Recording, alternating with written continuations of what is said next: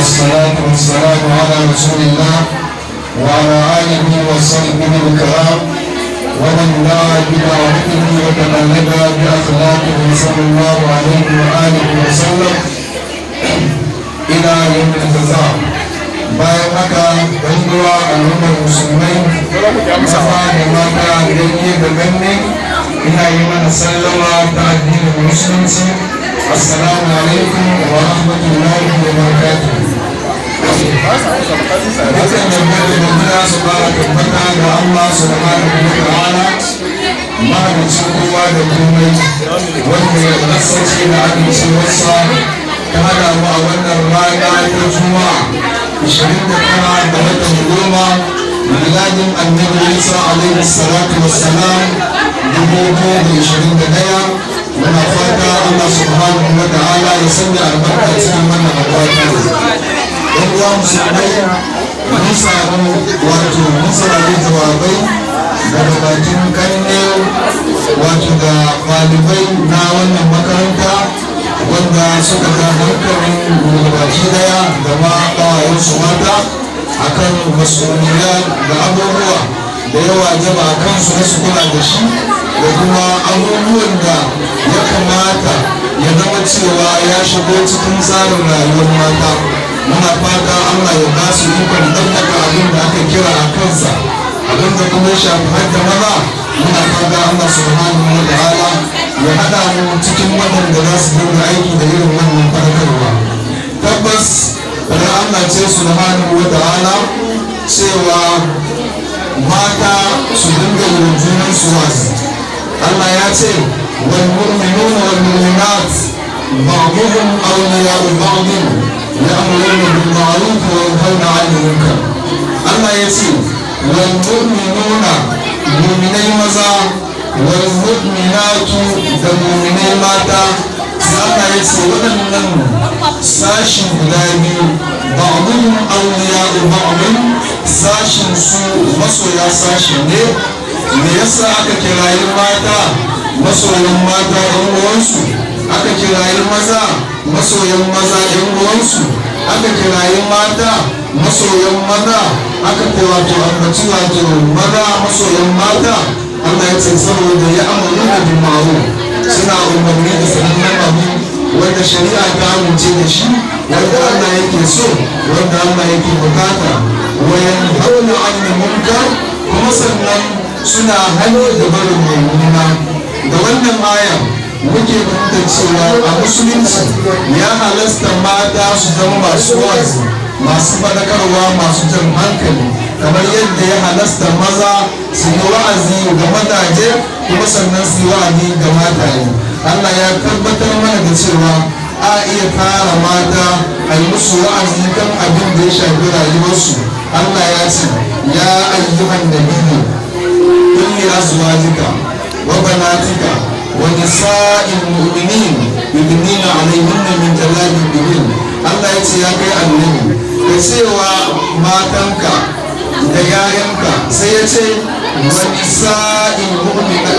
nisa'il mu'minin da kuma matan mu'minai. Me za ka ce da su?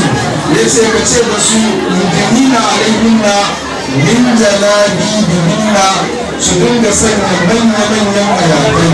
A nan wajen Allah ya ambaci manya-manyan hijabai ne, mana ya ambaci cewa annabi ya gaya wa mata su dinga sa hijabai ne, ba wai dan yana nufin wa'azin annabi zai takaita ne akan hijabi kadai ba kan mata.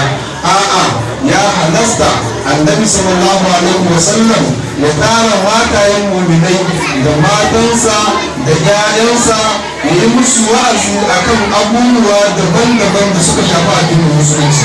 Tabbas mata suna da bukatuwa zuwa ga a nuna musu muhimmancin sallah, a nuna musu muhimmancin kula da sallah, a nuna musu muhimmancin karatun addini, a nuna musu muhimmancin karatun rayuwa, a nuna musu muhimmancin karatun zamantakewa, a nuna musu duk abin da yake da alaƙa da rayuwa.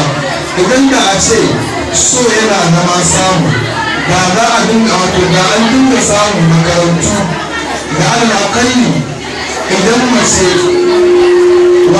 an yi baikonta an kusan yin auren da kamar wata 6 ko wata 3. idan da so yana da ba samu a ce akwai makarantun da ake kai waɗannan yan mata da suke shirye-shiryen angoncewa don a yi dalilin su a kan rayuwar aure. domin idan har tela ɗinki da mace za ta koya sai ta je ta koya, idan har girki wannan ana tura mace ta je ta koyo, idan har al'amura na rayuwa ana tura mace ta je ta koyo shi, to ainihin babu aura a sa mace ta je ta koyo zamantakewar aure. domin mu sani ɗinki da mata suke koya suna koyo ne don wani sashi na sababi a cikin rayuwa, don wani sashi na rayuwarsu ɗan kankani. dalili kuwa ci da sha Allah ya dauka shi da hannun mata. mafi yawanci suna koyan ɗinki ne don cewa a dinga dogara da kai, wanda dogara da kai hakikanin gaskiya gurin mace wani abu ne ja'iz ba wajibi ba. Allah ya daura masoliyar mace ne a kan mijinta, da haka in har ka je ka koyo abinda koyonsa ba wajibi bane ba, in har mata za su je su koyo abinda ba wajibi bane su koya, to min babu aula mata su je su koyo zamantakewar aure.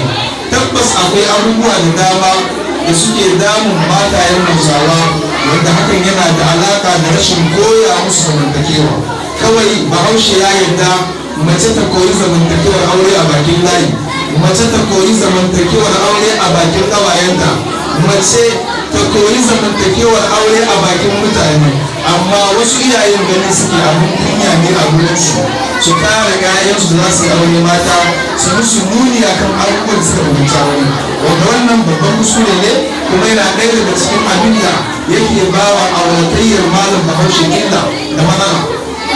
sai a aure sai ka su gane kan abin da baki daya, babu tsari, babu wani abin sha'awa cikin lamarin tsarin auren malam Bahaushe. mafi yawanci me ya faru saboda akwai wasu wajibai da ya kamata a ce malam Bahaushe ya bambaka a cikin zamantakewarsa da iyalinsa, zamantakewarsa da ɗalibansa wanda ya danganci na zamantakewar aure, amma sai a manta da wannan a shagartukan abin da ba shi ne asalin makasudi ba cikin aure.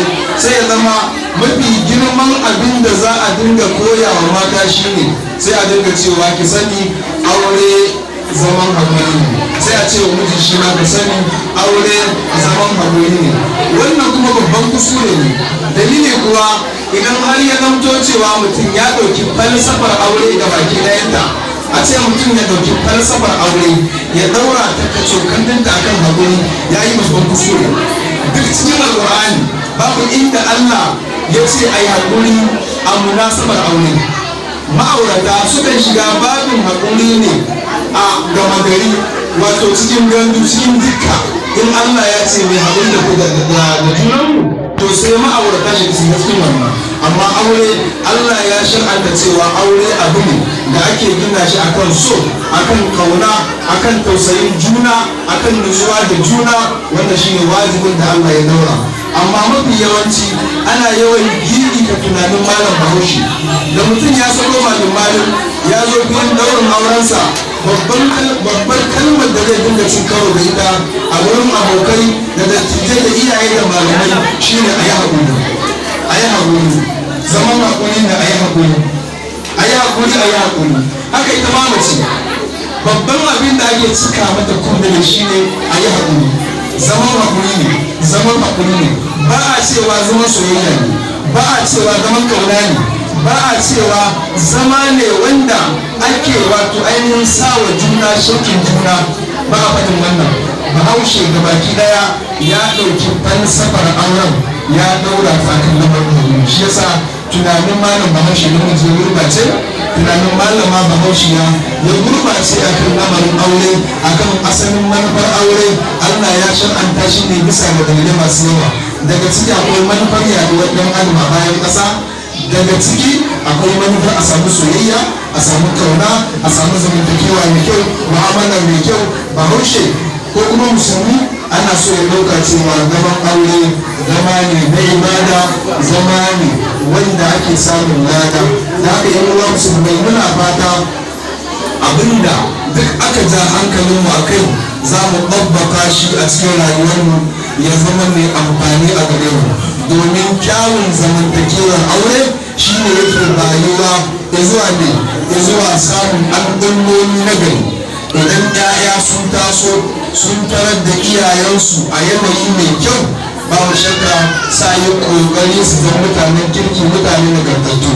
Amma idan iyaye wato yaya suka taso suka samu iyayensu a zamantakewa mara kyau, ba shakka an ɗaura musu foundation na wato gurɓacewar mu'amalar rayuwarsu da baki daya.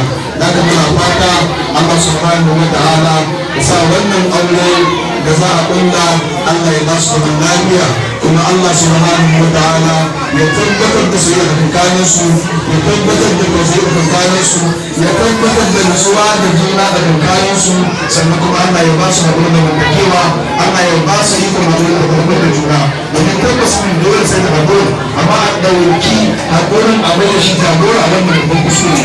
Muna fata Allah subhanahu wa ta'ala ya sanya albarka cikin auren da kina da wannan baki daya. Alhamdulillah rabbil alamin. Amin amin kuma ya tabbata.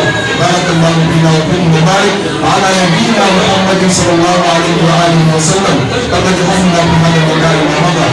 Abu na karshe da zan faɗa shine wa'azin ƙasa da za a yi Allah na kai. Mata ne suke zuwa wajen wannan wa'azin. Yana da kyau ku gane cewa filin wa'azi ba gurin wasa bane, ba gurin hira bane, ba gurin gana bane, ba gurin siye da siyarwa bane ba. Idan har kun samu nasarar mazajenku da yayyanku da iyayenku sun yarda ku je wajen wa'azi, ya kamata ku nisanci lakabin sauraron wa'azi. Allah ya ce wa idza quri al-Qur'an fastami'u lahu wa ansitu la'allakum turhamun. Amma idan ka ga wasu matan a wajen wa'azi, kai ka ce ma ayar akan maza kadai take magana ba akan mata ba. Haka a yanku wacce duk za ta zo wajen wa'azi ta shiga mai kyau, sannan wacce za ta zo wajen wa'azi in ta san ma za ta haɗu da wata ƙawa ta sa ta hira, lallai ta mutu mata ta je gurin mata da kyau. Wannan shi ne zaman lafiya.